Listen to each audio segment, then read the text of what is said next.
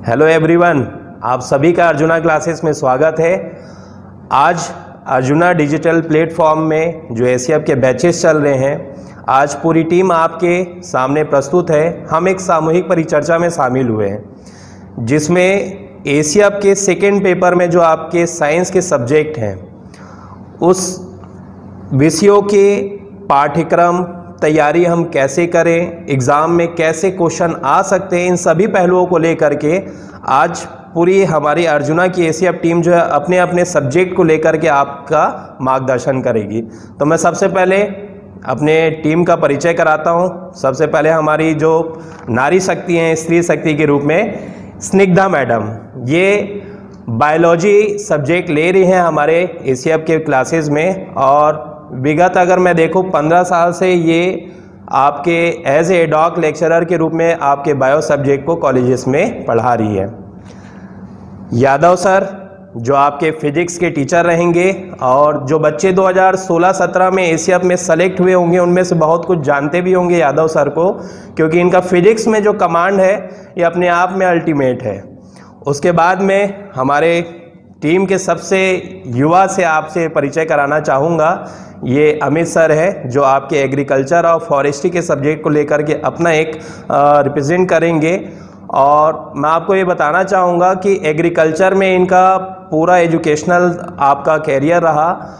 Honours में इन्होंने degree प्राप्त की है, ये अपने आप में बहुत अल्टीमेट है। और इनका रैंक जिस समय अगर आप देखेंगे जब इन्होंने ऑनर्स की थी अपनी डिग्री, तो आपका 90 रैंक इनका पूरा ऑल ओवर स्टेट में आया था। उसके बाद मैं अपने मोस्ट सीनियर आपके केमिस्ट्री के अमित गौर सर, शायद जो डेमो देखे होंगे वो बहुत अच्छे से पहचान गए होंगे।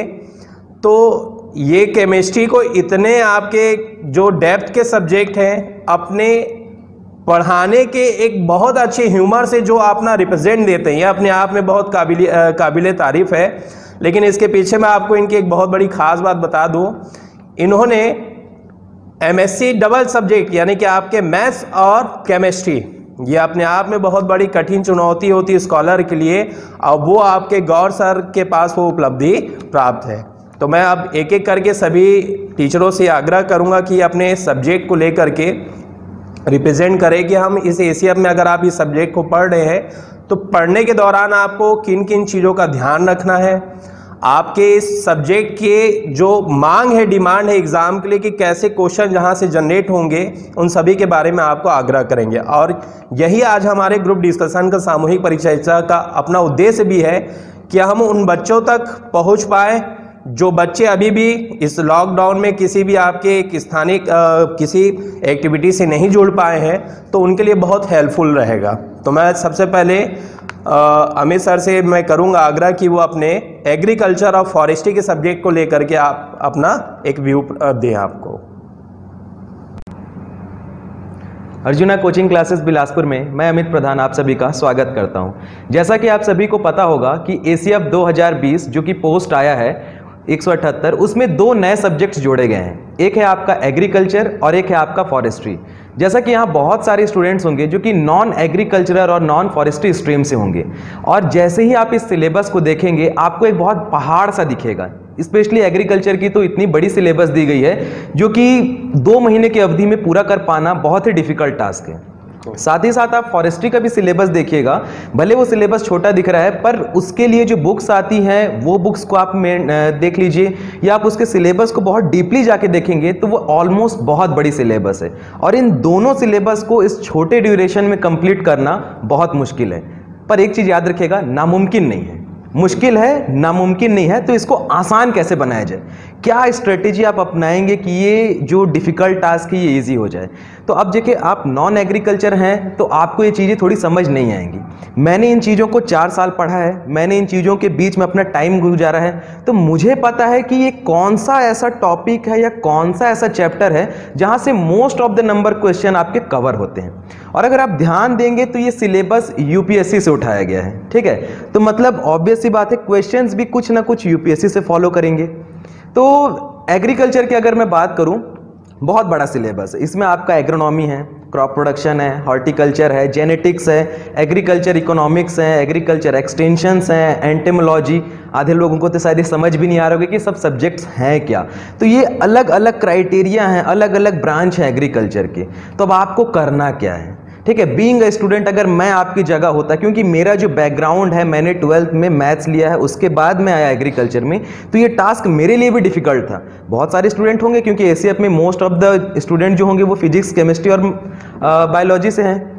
तो आपको करना क्या है, सबसे पहले आपको बेसिक से स्टार्ट करना है। बोलते हैं ना कि घर बनता है नींव से, तो आपको एग्रीकल्चर को नीचे से स्टार्ट करना है। बेसिक से आपको फैक्ट समझने हैं, आपको लॉजिक्स को समझना है, उसके बाद आप क्वेश्चन सॉल्व कीजिए। देखिए, क्वेश्चन सॉल्व करना बहुत जरूरी है। पढ़ सब कुछ लेते हैं, समझ आता नहीं है कि क्वेश्चन सॉल्व कैसे करना है। तो क्या करना है, आप रेगुलर लेक्चर देखिए, क्योंकि हमने इस चीज़ को पढ़ा है इसलिए हम इसके इंपॉर्टेंट टर्म्स को आपको बताएंगे।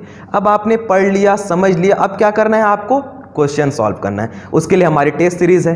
जैसे ही आप क्वेश्चन सॉल्व करेंगे ना, आपके अंदर कॉन्फिडेंस आएगा, और कॉन्फिडेंस किसी भी कॉम्पिटेटिव एग्जाम के लिए सबसे इंपॉर्टेंट फैक्टर है। सक्सेस होना है तो कॉन्फिडेंस चाहिए, ठीक है। अब बात करते हैं थोड़ी सिलेबस को लेके। तो सिलेबस में कौन से टॉपिक्स आपको कवर करने हैं ज़्यादा। जैसे अगर मैं बात करूं क्रॉप प्रोडक्शंस की या सॉइल साइंस की, तो यहाँ पे अब आपको थ्योरी नहीं पढ़ना है, क्योंकि ये एमसीक्यूज हैं, तो आपको through the point, through the fact questions पढ़ने हैं। अगर मैं बात कर रहा हूं जैसे छत्तीसगढ़ सॉइल्स की, तो आपको सॉइल्स के नाम पढ़ने हैं, कौन से सॉइल्स कहां पाए जाते हैं ये पढ़ने हैं, उनके क्या क्या कैरेक्टरिस्टिक्स हैं ये पढ़ने हैं, उनकी खोज किसने की थी ये पढ़ने हैं। अब मान लीजिए क्रॉप प्रोडक्शन में आते हैं, तो आपको बहुत सारे लोगों को जैसे पता होगा, धान है, गेहूँ है, ये चीज़ें आप डेली लाइफ में यूज़ भी करते हैं सर। तो इन चीज़ों के बारे में आपको जानना है। तो अगर इसको आप रटने की कोशिश करेंगे ना, तो फंस जाएंगे। मेरे ख्याल से इसमें बहुत सारे तो अब इकोनॉमिक सर्वे पूरा निकाल लेंगे जी कि सर। अब ये पैडी कितना हो रहा है, तिलहन हो रहा है। हाँ, तो इन सब चीजों से बचना है बच्चों हाँ। तो आपको क्या है, आप देखिए, आप धान को समझते हैं, धान से बनेगा चावल, इसी को आप खा रहे हैं, तो इसको रटने की जरूरत नहीं। आप इसको फैक्ट में लीजिए कि यार धान है तो इसमें कार्बोहाइड्रेट आपको ज़्यादा मिलेगा। अब कितना कार्बोहाइड्रेट मिलना है ये आपको समझना है, यही चीज़ें तो आपको पढ़नी है। अब आप फॉरेस्ट्री के सिलेबस में अगर थोड़ा सा जाएं, ये तो एग्रीकल्चर की बात होगी, क्योंकि बहुत सारे बच्चों के सामने एक ये भी चुनौती है कि फॉरेस्ट्री दिख तो रहा बहुत छोटा है सिलेबस, हाँ, और कहीं उसको निगलेक्ट ना कर दे, ठीक है। और इसकी देखिए बहुत कम बुक्स हैं, बिल्कुल, ठीक है। एक आपकी के मणिकंदम की जो बुक है वो सबसे ऑथेंटिक बुक है आपकी, और अगर हिंदी में है तो इतनी ज़्यादा बुक्स तो नहीं है। एक मिस्टर श्याम सुंदर सर की है, बट वो बुक्स अभी उतनी ट्रेंड पे नहीं है। अब आप इंग्लिश को इतना जल्दी गेटअप नहीं कर पाएंगे, गैदर नहीं कर पाएंगे। तो आपको करना क्या है, आप सिलेबस को उठा के देखिए, उसमें आधे टॉपिक्स ऐसे हैं जो इन्वायरमेंट साइंस से जुड़े हैं, जो आपके एग्रीकल्चर से जुड़े हैं। जैसे आप देखेंगे फॉरेस्ट इकोलॉजी, तो ये आपको अलग से नहीं पढ़ना है, आप इन्वायरमेंट वाला चैप्टर पढ़िए, आपको समझ आएगा। जैसे मैंने भी चूंकि इन्वायरमेंट मैं ले रहा हूँ सेकेंड पेपर में, तो हाँ, मैंने अपने फर्स्ट जो पेपर है बायोडाइवर्सिटी हाँ, लिया। उसको आप जब सिल्वीकल्चर पढ़ेंगे फॉरेस्ट्री में, तो आपको भारत के पूरे इकोसिस्टम के बारे में पता होना चाहिए कि कहाँ पर कोरल रीफ है, कहाँ पर आपके मैंग्रोव्स पाए जाते हैं। हिमालयन का जो एक बायो नेचर है, जो अपना एक बायोडाइवर्सिटी में स्पेशलिटी को समझ जाएंगे तो फॉरेस्ट्री भी बहुत अच्छे से हो जाएगी। तो आप फॉरेस्ट्री को थोड़ा एनवायरनमेंट के फर्स्ट पार्ट बायोडाइवर्सिटी से जरूर एक बार कनेक्टिंग में पढ़िए। बिल्कुल बिल्कुल सर, आपका कहना बिल्कुल सही है। और बहुत सारे ऐसे फॉरेस्ट्री के आप सिलेबस उठा के देख लीजिएगा, फॉरेस्ट बायोडाइवर्सिटी है, फॉरेस्ट इकोलॉजी है, वाटर साइड एंड मैनेजमेंट, ये आप एग्रीकल्चर में पढ़ेंगे, ठीक है। एग्रो फॉरेस्ट्री, इसको आपको अलग से पढ़ने की जरूरत नहीं है। तो आपको फिल्टर करना बड़ा जरूरी है कि आपको ये समझना है कि इस छोटे से टाइम में आप कौन से पोर्शन को ज़्यादा फोकस करें। फॉरेस्ट्री के आधा सिलेबस आपके वैसे ही कवर्ड है, ठीक है। आप अगर सॉइल पढ़ेंगे तो ये सॉइल आपको अलग से पढ़ने की बिल्कुल ज़रूरत नहीं है। अब जैसे टेक्नोलॉजी की बात आती है, सॉइल जो आपका फॉरेस्ट इकोलॉजी है, ठीक है, इसकी बात तो हो चुकी है। फॉरेस्ट इकोनॉमिक्स है, इसको भी आपको अलग से नहीं पढ़ना है। अब जैसे सर ने एक बात बताया, मैनग्रोव्स, ठीक है, तो ये क्या होता है, ये एक ऐसा रीजन होता है जहां पे आपका मीठा पानी खारा पानी मिलने लगता है। जनरली आपका कौन सा एरिया होता है, जो सुंदरवन जैसे हो गया, आपका डेल्टाई क्षेत्र जो हो गए हैं, सेलाइन वाटर्स और आपके मीठे जल एक ट्रांजिशनल एरिया जो रहता है आपका। तो ये देखिए, अब डिस्कशन में ही आपका एक टॉपिक क्लियर हो गया। तो ऐसे ही आपको समझ के पढ़ना है, ठीक है, बर्डन नहीं समझना इस सब्जेक्ट को। तो आई होप यहां से आपको समझ आया होगा कि आपकी स्ट्रेटेजी कैसे रखनी है, ठीक है। अब मैं अगली स्निग्धा मैम को बोलना चाहूँगा कि ये बायो को लेकर के जो सेकेंड पेपर में आपका सब्जेक्ट जोड़ा गया है, चूँकि बायो को भी अगर आप देखेंगे अपने आप में एक बहुत बड़ा इम्पोर्टेंस रखता है। एग्रीकल्चर में भी मेरे ख्याल से बायो के कुछ टॉपिक को आपके इंक्लूड कर दिया गया है। तो स्निग्धा मैम का जो एक इम्प्रेशन वो रहेगा सजेशन बायो के सब्जेक्ट को लेकर के तैयारी में आपके लिए बहुत इंपॉर्टेंट रहेगा। तो अब मैं बोलना चाहूँगा स्निग्धा मैम को कि वो अपने बायो से रिलेटेड जितने भी आपके पार्ट है एशियप में वो आपको बताएं। हेलो एवरीवन, बायोलॉजी सब्जेक्ट पे जो सिलेबस है हमारा, डायरेक्ट मैं पॉइंट पे आती हूँ। तो उसमें हम देखेंगे कि जो सिलेबस है उसमें पूरा जो फिजियोलॉजी है वो ह्यूमन फिजियोलॉजी है, ठीक है। तो ह्यूमन फिजियोलॉजी हमारी बॉडी से रिलेटेड है सबसे पहली बात। तो जो हमारा डाइजेस्टिव सिस्टम है, रिप्रोडक्टिव सिस्टम है, एक्सक्रीटरी है, ये सारे टॉपिक्स जो है, तो इसको पढ़ने और समझने के लिए सबसे बेस्ट जो तरीका है वो है डायग्राम। हमको डायग्राम की प्रैक्टिस नहीं करनी है, लेकिन डायग्राम को देखकर हम किसी टॉपिक को, थ्योरी को बहुत इजी समझ सकते हैं। जैसे कि अगर हम पिक्चर देख रहे हैं, टीवी देख रहे हैं, तो उसमें अगर एक बार देखें तो हमको पूरी स्टोरी याद आ जाती है, हमको सीन याद आ जाता है, ऐसा था। तो वैसे ही डायग्राम अगर आप देखें तो डायग्राम से आपको स्ट्रक्चर समझना बहुत इजी हो जाता है। और स्ट्रक्चर जब आप समझ जाएंगे तो उसकी फिजियोलॉजी भी आपको समझ में आएगी कि हाँ कैसे हो रहा है, कहाँ जा रहा है। और इस पे क्वेश्चन भी बनते हैं आपके, ठीक है। कि जैसे लास्ट टाइम जो क्वेश्चन आया था रेस्पिरेटरी सिस्टम से कि रेस्पिरेटरी ट्रैक जो है तो कौन सा ऑर्गन किसके बाद है, वो पूरा उसका सीरियल, ठीक। तो ये हमको रटने की ज़रूरत नहीं है। सबसे पहले साइंस में आपको कुछ भी रटने की ज़रूरत नहीं है। बायो में ये बहुत प्लस है कि अगर हमको डायग्राम पता है, जानते हैं उसका नेमिंग, तो हमको उसको समझना और याद रखना बहुत ईजी हो जाता है। यादव सर भी जैसे बीच में बोलते रहते हैं, बच्चों के आते हैं कि सर हमको याद हो नहीं रहा है। हाँ। तो एक दिन यादव सर भी बोल रहे थे बोर्ड को देख करके कि स्निग्धा मैम का बनाया हुआ जो एक बार डायग्राम देख ले अपने उस वीडियो में तो भूल नहीं सकता। इतने आर्टिस्टिक और इतने बेस्ट वे में अपने डायग्राम से पूरे सब्जेक्ट को डील कर देती है। हमको भी बड़ा अच्छा लगता है कि वाकई में इतना बड़ा डाइजेस्टिव सिस्टम, जैसे पीसीएस मेंस में भी देखेंगे जो आपके सब्जेक्ट है तो बच्चे बड़े दिक्कत करते हैं, तो ये इनकी ट्रिक अपने आप में बहुत कारगर रहती है। क्यों? और सर मैं डायग्राम पहले से नहीं बना के रखती, बोर्ड पे की पूरा बना दिया, मतलब बनाते गए और समझाते गए पार्ट को। तो इससे स्टूडेंट को ये भी पता चलता है कि हमको कैसे डायग्राम बनाना है, क्योंकि बुक में जो रहता है वो इतना लेंथी रहता है स्ट्रक्चर बहुत सारे कि अगर हार्ट का स्ट्रक्चर देखेंगे तो समझ में नहीं आएगा। अलग अलग बुक में अलग अलग डायग्राम रहते हैं, तो उसको हम बहुत इजी वे में बोर्ड में बनाते हुए और डायग्राम समझाते हुए आगे उसको करते हैं कंप्लीट। तो इसे स्ट्रक्चर भी समझ में आ जाता है और कहाँ से कैसे बना बहुत इजी तरीके से समझ में आता है। क्लस्टर जैसे क्वेश्चन जो आते हैं, अगर एक क्वेश्चन बना लिया, अगर वो आपके दिमाग में सेट है नर्वस सिस्टम का भी, तो अगर उसे एस्पेक्ट में कोई दूसरा क्वेश्चन भी दिया गया तो वो भी हम आराम से बना सकते हैं। बिल्कुल बन जाता है। ये अपने आप में एक बहुत इफेक्टिव है पढ़ने का तरीका। आपको इस डिस्कशन से यही चीजों को समझना है उन बच्चों को जो तैयारी कर रहे हैं, ताकि आप एक स्मार्ट लेवल पे लेके आए।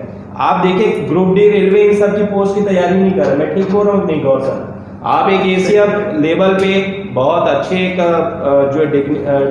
एक स्टेज में रखा गया आपका जो पोस्ट है उसके लिए आप तैयारी कर रहे हैं। और कुछ बायो को लेकर के तैयारी में ध्यान रखना चाहिए। जी सर, एक तो क्या है कि थ्योरी जो है अलग अलग बुक में बहुत डिटेल में दी रहती है। हमको अभी इतना थ्योरी हमारे पास पढ़ने के लिए टाइम नहीं है, तो जितना हम पढ़ा रहे हैं और जो बता रहे हैं उसको आप करिए थ्योरी को, लेकिन उसके बाद आप ऑब्जेक्टिव ज़्यादा सॉल्व कीजिए उसमें, तो वो ज़्यादा बेनिफिशियल रहेगा। ये तो क्योंकि के साथ साथ सभी सब्जेक्ट के लिए मैं बहुत कंपल्सरी मानता हूँ, क्योंकि हमें वहाँ डिस्क्रिप्टिव में नहीं लिखना है। एक कॉन्सेप्ट है, उसके 4 ऑप्शन है, एमसीक्यूज में जो है एक को आपको समझना है उसमें। क्या होता है सर, स्टूडेंट को लगता है कि हम ये भी बुक पढ़ लें वो भी पढ़ लें, तो उतना समय भी नहीं है और उतना हमको करना भी नहीं है जितना हम यहाँ पे एसीएफ के रेंजर के लेवल पे जो हम यहाँ पे पढ़ा रहे हैं। जी हाँ, एसीएफ के लिए आपकी जो बुक्स भी हमने मार्केट में दी है, जिसमें आपके सेकेंड पेपर के सभी सब्जेक्ट को आपके उसमें इंक्लूड करके बेहतर आपकी प्रैक्टिस की, यानी आप पढ़े थ्योरी उसके बाद क्वेश्चन को बनाए, तो इससे एक बेहतर एक डायमेंशन बनेगा उसमें। तो अब मैं अगले उसमें अपने इस डिस्कशन में यादव सर को बोलूँगा कि अब ये अपने फिजिक्स से रिलेटेड तैयारी को लेकर के क्या आपके तैयारी का स्तर हो, इसके बारे में यादव सर आपको बताएंगे। हेलो, मैं यादव सर, मैं अर्जुना क्लासेस में एसीएफ की तैयारी के लिए फिजिक्स सब्जेक्ट को पढ़ाऊंगा। मैं 2016-17 से लगातार एसीएफ की तैयारी करा रहा हूं और हमारे बहुत सारे बच्चे सेलेक्ट भी हुए हैं। शायद ये वीडियो देखेंगे तो उनको एहसास भी होगा और मैं लगातार पढ़ा ही रहा हूँ। बिल्कुल, जो भी और बच्चे हैं जो अपने उससे जुड़े हुए हैं उनमें फिजिक्स को लेकर के देखेंगे तो यादव सर जरूर याद रहते हैं कि हाँ, बिलासपुर में जो रहा है पढ़ा है रह करके, तो यादव सर को जानता है कि फिजिक्स में कितना बेहतरीन इनका अपना एक कमांड है। तो आप फिजिक्स के बारे में बताइए सर आगे। फिजिक्स जो सब्जेक्ट है, अगर अपन पूरा सिलेबस को देखें तो अपन 4 पार्टों में बांट सकते हैं। पहला एक पार्ट है ऑप्टिक्स, सेकेंड पार्ट आएगा इलेक्ट्रिसिटी, थर्ड आएगा मैग्नेटिज्म और फोर्थ पार्ट आता है सोर्स ऑफ एनर्जी। अगर मैं किसी एक सब्जेक्ट के बारे में बात करूं, जैसे ऑप्टिक्स है, तो हमको सबसे पहले उसके बेसिक जो कॉन्सेप्ट होते हैं वो आपको अच्छे से पता होना चाहिए। जैसी कॉन्सेप्ट आपको पता होता है, आपको उसका न्यूमेरिकल्स प्रॉब्लम पर भी आपको बहुत ज़्यादा फोकस करना पड़ेगा, क्योंकि हम जिस लेवल का एग्ज़ाम दे रहे हैं एसीएफ, उसमें बच्चे न्यूमेरिकल प्रॉब्लम में फंस जाते हैं क्योंकि उनको पूरी तरीके से कॉन्सेप्ट नहीं पता होता है, फार्मूले को यूटिलाइज कैसे करना है ये नहीं पता होता है। तो इसलिए आपको कॉन्सेप्ट के साथ साथ आपको न्यूमेरिकल्स और उसके साथ साथ उनके ऑब्जेक्टिव्स क्वेश्चन को लगातार आपको प्रैक्टिस करना पड़ेगा, तभी आप अपने न्यूमेरिकल प्रॉब्लम में आप एकदम श्योर हो पाएंगे कि आपने जो क्वेश्चन डील किया है एग्ज़ाम हॉल में वो 100% करेक्ट है कि नहीं। अदरवाइज आप नहीं कर पाएंगे। अगर आप सोचेंगे मैं केवल थ्योरी पढ़ूंगा, ऊपर ऊपर से पढ़ूंगा, तो आप न्यूमेरिकल प्रॉब्लम में पूरी तरीके से वहाँ पर हार जाएंगे और आपका नंबर जो होगा पूरा माइनस मार्किंग में चला जाएगा। तो ये आपको बचना है वहाँ पर, क्योंकि हमको माइनस मार्किंग में भी ध्यान देना है। हम जो क्वेश्चन सेलेक्ट कर रहे हैं वो पूरा 100% करेक्ट होना चाहिए, इतनी कॉन्फिडेंस रहना चाहिए। साथ साथ जो भी डायग्राम्स बनाते हैं उसके बारे में पूरा डिटेल पता होना चाहिए। हम क्योंकि अब बहुत से जो भी एग्ज़ाम देंगे बच्चे वो सारे साइंस के स्टूडेंट हैं और साइंस में सबसे पहले चीज़ होता है जो भी सीखना रहता है हमको क्वेश्चन को करना पड़ता है। उसको वाई से पूछिए क्वेश्चन के बारे में, वाट लगाकर पूछिए उस क्वेश्चन के, तभी हमको उसको डीपली हमने उसके बारे में पता कर सकते हैं। ठीक है, ये आपको ध्यान रखना। और अपन जिस थीम में अपन पढ़ा रहे हैं, अभी जो हम लेक्चर आपको प्रोवाइड कर रहे हैं, अगर आप उस वे में आप पढ़ते हैं तो मैं आपको श्योरिटी दिखा रहा हूँ कि अगर फिजिक्स में 20 से 22 जो क्वेश्चन आएंगे, आप आराम से इजी वे में 20 से 22 तो नहीं कह सकता, 20 से 18 क्वेश्चन आप 100% कर पाएंगे। ये आपको ध्यान रखना है। बस आपको नॉलेज अच्छे से होना चाहिए, कॉन्सेप्ट पर बहुत ध्यान देना है, हर एक का डायग्राम आपको क्लियर पता होना चाहिए, उसके जो मिस कॉन्सेप्ट होता है वो आपको पता होना चाहिए। ठीक है, तो ये आपको ध्यान रखना। तो ये बहुत अच्छा एक यादव सर का रहा अपने फिजिक्स को लेकर के। क्लास में भी बच्चों को ये इतनी गंभीरता से, मेरे ख्याल से चूँकि ऐप में एक सुविधा दी जाती है कि जो भी हमारे यहाँ एडमिशन लिए हैं बच्चे डायरेक्ट टीचर से कोई भी डाउट रहे, डाउट क्लियरेंस का पूरा रखते हैं। यादव सर डाउट क्लियरेंस में बहुत अच्छा एक देते हैं क्योंकि बहुत सीनियर है, मोस्ट सीनियर भी ग्रुप में हमारे।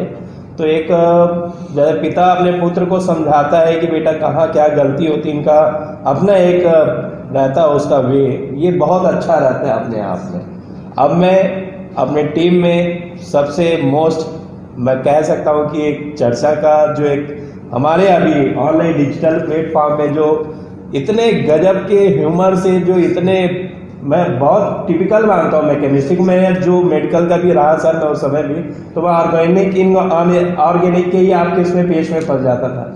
लेकिन जो आप ईथर में जो डूबा रहता हूँ उस स्तर को लेके चलते हैं, बहुत नॉलेजेबल पर्सन है। तो मैं आप गौर सर को कहूँगा कि आप अपने केमिस्ट्री को लेकर के एक व्यू को बताइए कि बच्चों को केमिस्ट्री को लेकर के एशिया के सेकंड पेपर में तैयारी करते समय किन सावधानियों को रखना, कौन से सिलेबस में पार्ट है जिसको बहुत अच्छे से ये करें।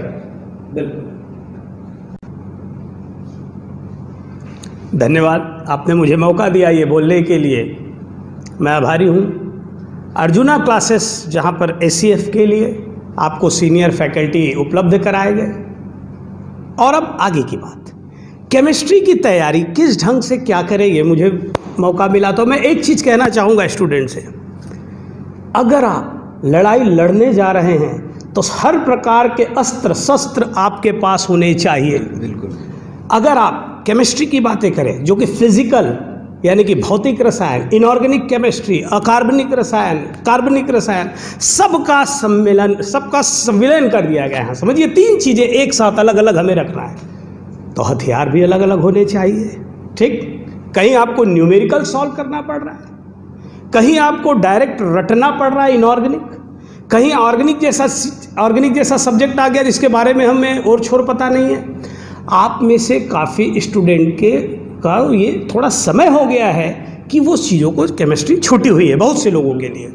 तो उनके लिए मैं कहना चाहूँगा, एक तो सभी जितने भी फार्मूले हैं, ऐसा कोई भी कोना नहीं छोड़ूंगा मैं कि आपको कोई फार्मूला याद करना पड़े। रहा सवाल क्वेश्चन बनाने का, ट्रिक टेक्निक, वो सब आप देख ही रहे हैं लगातार कंटिन्यू। न्यूमेरिकल सिर्फ एक आना है पीएच स्केल से, लेकिन जो पीएच है उसकी गहराई में जाके क्या पढ़ना है ये लगातार वीडियो में हम बताते जा रहे हैं। बिल्कुल बिल्कुल। अब रहा सवाल कार्बनिक रटने का, तो सबसे बड़ी समस्या कार्बनिक रसायन में फार्मूले को याद करने की जाती है। तो मैंने शुरू क्लास में ही आपको ट्रिक टेक्निक बताया, और मुझे ऐसा विश्वास है कि जिस स्टेप से हम सभी पढ़ा रहे हैं, बिल्कुल, मुझे नहीं लगता है कि बोर्ड से हट के जो चीज़ें हम बोर्ड में दे रहे हैं उससे हट के क्वेश्चन मिलेंगे। सही। बच्चों ने कमेंट भी किया। बच्चों के मन में भी एक डर है, जो एक विज्ञान प्रयोगशाला सहायक की एक अभी पिछले साल में ही जो पोस्ट आई थी उसके लिए एग्जाम हुए थे, और उसमें जिस लेवल के आपके क्वेश्चन आए हुए थे, बच्चे उस एग्जाम के बाद डरे हुए हैं। साइंस जैसे कोई भी उसमें जो स्ट्रीम में होने वाले एग्जाम, तो ये डर मैं चाहता हूं कि आप मिटाइए इनसे, कि इतना भी ज्यादा डरने की जरूरत नहीं है साइंस के। बिल्कुल बिल्कुल भी खास बिल्कुल सर। जब अपन बेसिक पढ़ रहे हैं, जो प्रायोजन दिया गया है सिलेबस में कि एक लाइन लिख के वो छोड़ दिया गया, अब होता है कि क्वेश्चन इतने डेप्थ में आ गया कि हमें समझ में नहीं आया, कि हमने उसे देखा ही नहीं, ये कहाँ से आ गया। बोलते आउट ऑफ सिलेबस है, बाद में टीचर समझाते हैं कि ये आउट ऑफ सिलेबस नहीं है। नहीं। और ये जो एग्ज़ाम है, आपने कई एग्जाम्स के सिलेबस देखे, जो पीएससी की तैयारी कर रहे हैं, देखे पीएससी का, व्यापम का, जितने भी सिलेबस है सबका सिलेबस सेम है, लेकिन अंतर आ रहा है डेप्थ का। ये स्पेशल जो एग्ज़ाम है, इसमें आप अगर ध्यान से देखिए तो NEET यानी कि PMT का जो एंट्रेंस एग्ज़ाम होता है, उसकी उस लेवल के क्वेश्चन पूछे जा रहे हैं। चैप्टर की संख्या कम है, और मैं ये कहना चाहूँगा कि कम समय में केमिस्ट्री के लिए मैं गारंटी दे सकता हूँ, ये आप लोग डिसाइड करेंगे, स्टूडेंट डिसाइड करेंगे, ये मैं कह सकता हूँ कि सबसे कम समय आपको तैयारी में केमिस्ट्री को देना पड़ेगा। अब फियर, डर, मैंने कहा हर प्रकार के अस्त्र शस्त्र आपको लेके चलने हैं। बच्चे डर भी गए होंगे कि नीट के लेवल का आ रहा है। जी हाँ, ये डर को निकालना है हमें। जी हाँ, जी हाँ।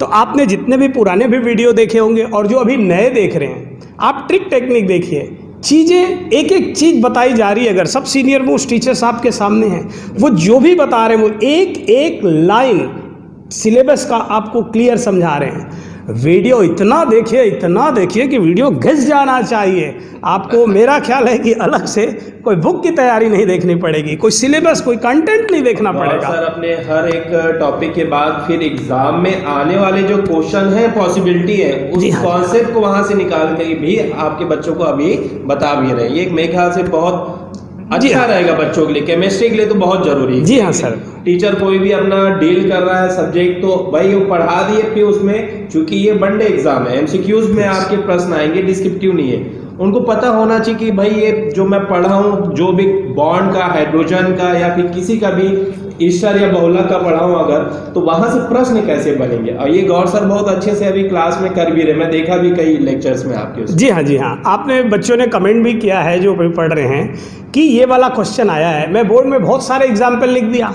तो बच्चे बताते हैं कि ये क्वेश्चन आया, ये क्वेश्चन आया। वेरी गुड, बहुत अच्छी बात है। तो सोचिए, आपको अगर रटना ना पड़े, सीनियर लेक्चरर्स आपको चीज़ें बता रहे हैं, एक अथेंटिक नाम आपके साथ जुड़ा हुआ है, और उस बैनर पे हम लोग बैठे हुए हैं, तो सोचिए कि अब मन में ठान लीजिए कि रिजल्ट देना है, और पहले 5 ऑप्शन आते थे, अब सिर्फ 4 ऑप्शन आ रहे हैं। 4 ऑप्शन आ रहे हैं। यहाँ पर कट ऑफ, जी हाँ, जी हाँ, यहाँ कट ऑफ थोड़ा बढ़ सकता है। बिल्कुल। मतलब बहुत से बच्चे एग्जाम देते हैं कि 4 आंसर दिए हुए हैं, तो 2 में अक्कड़ बक्कड़ खेल दिए, 2 में कुछ और खेले, और लास्ट में समायोजन कर दिया उनका। बिल्कुल बिल्कुल। तो उन चीज़ों से हमें हटना है। परफेक्शन, एप्रोप्रिएशन, सटीकता, और बहुत सारी ट्रिक टेक्निक जो बताई जा रही है वो आपको याद करने में सहायता करेंगे। जैसा मैडम ने भी बताया, सर ने भी बताया, अमित सर ने, यादव सर ने बताया कि कैसे क्वेश्चन सॉल्व करने पड़े आपको, किस तरीके से ऑब्जेक्टिव सॉल्व करें। एग्रेशन मस्ट है। यहाँ पर सबसे बड़ी चीज़ आती है टाइम मैनेजमेंट की।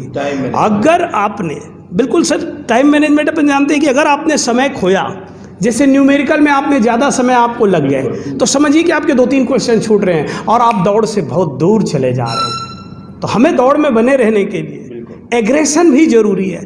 प्रैक्टिस, प्रैक्टिस और प्रैक्टिस, एक ही चीज़ कहना चाहूँगा मैं, प्रैक्टिस का कोई दूसरा सॉल्यूशन नहीं है। आप जितना पढ़ रहे हैं, पूरे सिलेबस मिल रहे हैं, एक्सपीरियंस टीचर हैं, तो practice makes man perfect. I can say women also, not for man madam, don't worry. तो ये चीज़ें जो है ये आपको तो मिल रही है लगातार। अब ज़्यादा से ज़्यादा क्वेश्चन ऑब्जेक्टिव आपको सॉल्व करना है। और एक बहुत अच्छी बुक अभी हम आपको बताएंगे जो आपको बहुत मददगार साबित होगी इन चीज़ों में। बिल्कुल, जो संकलन मतलब किया गया है उसमें क्वेश्चंस का काफ़ी सटीकता से पुराने आए हुए प्रश्न का समायोजन है, नए कहाँ से क्वेश्चंस निकल सकते हैं। तो इसके लिए सर आपको बुक के बारे में पूरी जानकारी देंगे, हमारे डायरेक्टर सर बुक के। तो इस प्रकार दोस्तों आज पूरी हमारी अर्जुना की एसीएफ टीम ने एसीएफ के सेकेंड पेपर के साइंस एंड टेक्नोलॉजी के सभी जो बहुत ज़्यादा महत्वपूर्ण है subject, bio, physics, chemistry, agriculture, forestry को लेकर के इन्होंने अपने व्यूज़ दिए आपको। और मैं ये विश्वास करता हूँ कि जो बच्चे अभी, चूँकि देखिए अभी जो एक अवसर है, अपॉर्चुनिटी, कॉम्पिटिटर के लिए, रोजगार के लिए एक बहुत बड़ा अवसर है, लेकिन उसके साथ में सबसे बड़ी चुनौती है हमारी कोविड-19 पेंडेमिक का आपका इरा। इसके कारण सभी एजुकेशनल एक्टिविटी बंद है, बच्चे संस्थान भी नहीं जा पा रहे, ना ही शिक्षकों से डायरेक्ट मिल पा रहे। ऑनलाइन डिजिटल प्लेटफॉर्म है, चूँकि हमारे पीसीएस का अगर आप देखेंगे अर्जुना में जो मेंस का पूरा बैच था, हमने मार्च से ही अपग्रेड कर लिया था। हमारी आईटी टीम ने पहले पूरे एस्पेक्ट को पूरा करके हमने इस बैच को अपने बहुत अच्छे रिदम में लेके आ गए। फिर हमारे सामने बच्चों के लिए जो सबसे बड़ा अवसर था आपका एसीएफ, जो आपके 178 पदों की आपकी बहुत अच्छी एक वैकेंसी सामने आई, हमने इसको भी लेकर के फिर अपने जो हमारी लियाबिलिटी है उसको लेकर के हमने अपने डिजिटल प्लेटफॉर्म में इसके क्लासेस शुरू की हैं। 5 जुलाई से आपके नए बैचेस के भी उसमें पार्ट आपके शुरू हो गए हैं। डेली 3 वीडियोस आपके उस ऐप में, हमारा कस्टमाइज ऐप है अर्जुना का आपका डिजिटल प्लेटफॉर्म का, जिसमें वो देखते हैं, ये रिकॉर्डेड वीडियो रहते हैं जिसको आप किसी भी समय देख सकते हैं। जो आपके एडमिशन से लेकर के सितंबर तक, जब तक आपका एडमिशन रहेगा, तो आप सभी वीडियो को एक नहीं 10 बार उसमें क्या कर सकते हैं, देख सकते हैं। जैसे गौर सर ने कहा कि प्रैक्टिस बहुत मस्ट है। वीकली टेस्ट होते हैं बच्चों के आपके उसी ऐप में, जो ऑनलाइन माध्यम से आपके बनाया गया एक टूल है अलग से। और साथ ही अभी हम जो बच्चे बाहर के, क्योंकि हम अपनी एक सोशल रिस्पॉन्सिबिलिटी के तहत जो बच्चे नहीं आ पाए हैं संस्थान में, उनके लिए रेगुलर टेस्ट सीरीज का भी क्या कर रहे हैं, आप नया प्रमोशन शुरू कर रहे हैं। और आज के इस ग्रुप डिस्कशन में आपको मैं यही चीज़ कहना चाहूँगा कि ऑप्टिमिस्टिक रहिए, क्योंकि एक आशावादी भी जो है आपके हर चुनौती में एक अवसर देखता है, लेकिन जो निराशावादी होता है वह हर अवसर में कठिनाइयों को देखता है। तो ये आपको डिसाइड करना है कि मैं आशावादी हूं कि आपके निराशावादी स्तर पे जा रहा हूं। घबराने की कोई भी जरूरत नहीं है। आपका सेकेंड पेपर जो है देखने में बहुत ज़्यादा आपका विकराल लगता है, बस अगर आप परीक्षा की मांग के अनुसार अपनी तैयारी को उस दिशा में अगर लेके जाते हैं तो मैं 101% बोलता हूं कि आप जरूर अपने श्रेष्ठ पद को पाएंगे। एक चीज़ और कहना चाहूँगा, फर्स्ट पेपर को निगलेक्ट मत करिएगा। ये आपके रैंकिंग के लिए बहुत जरूरी, क्योंकि यहाँ पर 2 पोस्ट है, असिस्टेंट आपके कंजर्वेटर फॉरेस्ट और रेंजर की। एसीएफ वही बनेगा जिसका रैंक ओवरऑल बहुत अच्छा रहेगा, और वो तभी आ पाएगा जब आप फर्स्ट पेपर में भी बहुत अच्छे से करेंगे। तो एक बैलेंसिंग है ये आपका एसीएफ का फर्स्ट और सेकंड पेपर। सेकंड पेपर चूंकि साइंस के डेप्थ के आपके हैं, तो उसकी तैयारी को लेकर के हमारी टीम ने पूरी अच्छे तरीके से आपको डील भी किया इस हर एस्पेक्ट को। और मैं आज इस अवसर पे हमारे जो एसीएफ के लिए आपके प्रैक्टिस सेट यानी कि आपके रिवीजन के लिए, अभ्यास के लिए जो हमारे अर्जुना से जुड़े हुए अर्जुना प्रकाशन के द्वारा प्रकाशित की गई पुस्तक है, आज मैं अपनी टीम के साथ में एक अनावरण भी करना चाहूँगा इस पुस्तक का। सभी देख सकते हैं, ये अर्जुना छत्तीसगढ़ वन सेवा भर्ती आपका ACF रेंजर के लिए ये पार्ट 1 है, जिसमें आपके एग्रीकल्चर जो नया आपका अभी जोड़ा गया है, गौर सर के फिजिक्स का, यादव सर के आपके रसायन का, आपके गौर सर का, फिजिक्स के आपके यादव सर के सब्जेक्ट इसमें आपके दिए हुए हैं। पूरी पुस्तक जो है आपके ये प्रैक्टिस के लिए बनाई गई है। इसमें प्रोबेबल जो क्वेश्चन है आपके दिए गए हैं, क्वेश्चन बनाइए, उसके नीचे आपके आंसर दिए हुए हैं, बिना आंसर देखे हुए बनाएंगे तो आपको ज़्यादा लाभ होगा, ठीक है। इन प्रश्नों को रटिए मत। ये हमारी जो हमारा जो प्रयास है वो एक वास्तविक अभ्यास के लिए दी गई है। पहले आप रिलेटेड टॉपिक को पढ़िए, पूरा जो आपका इसमें सिलेबस हमने बांधा है वो आपके सिलेबस पाठ्यक्रम के अनुसार ही है। तो मैं अपनी सभी टीम की ओर से आप सभी को शुभकामनाएं देना चाहता हूं। बहुत अच्छा अवसर है ACF, इस अवसर को गवाए ना, जितना हो सके अपने जीवन का श्रेष्ठतम देने का प्रयास करिए। ऑप्टिमिस्टिक रहिए, आशावादी रहिए। जहां चुनौती है तो बहुत सारे आपके वहां पर सकारात्मक आपको माध्यम भी मिलेंगे जिससे आप चुनौती का सामना कर सकता हूं। तो ऑल द बेस्ट।